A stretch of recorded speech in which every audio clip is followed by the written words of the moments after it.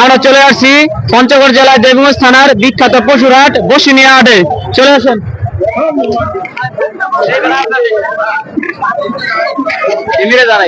এই হাটে দেশি বিদেশি অনেক প্রকারই গরু আছে। তবে গরুর দাম কেমন ভাই?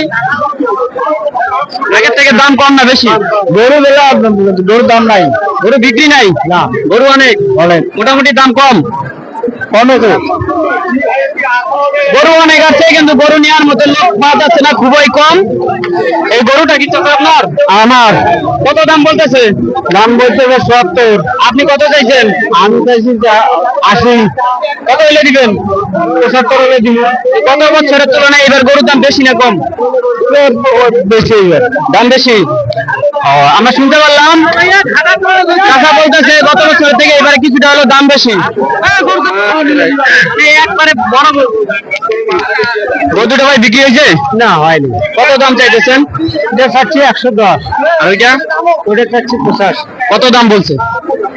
এটা ১০০ ভাঙির বলছে, ওটা ৮০ ভাঙির। কত বছরের তুলনায় এবার দাম কম না বেশি? অনেক কম, অনেক কম। গরুর আমদানি অনেক বেশি, অনেক বেশি। এই বছরে গরুর হাট পর্যবেক্ষণ করে যা দেখলাম প্রচুর পরিমাণে গরু আমদানি, কিন্তু নেওয়ার মতো লোক নাই, খুবই দাম কম।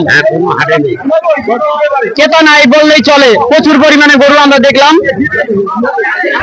এই জন্য আশা আকাঙ্ক্ষা ব্যক্ত করেছেন, তাদের কষ্টের কথাগুলো তুলে ধরেছেন।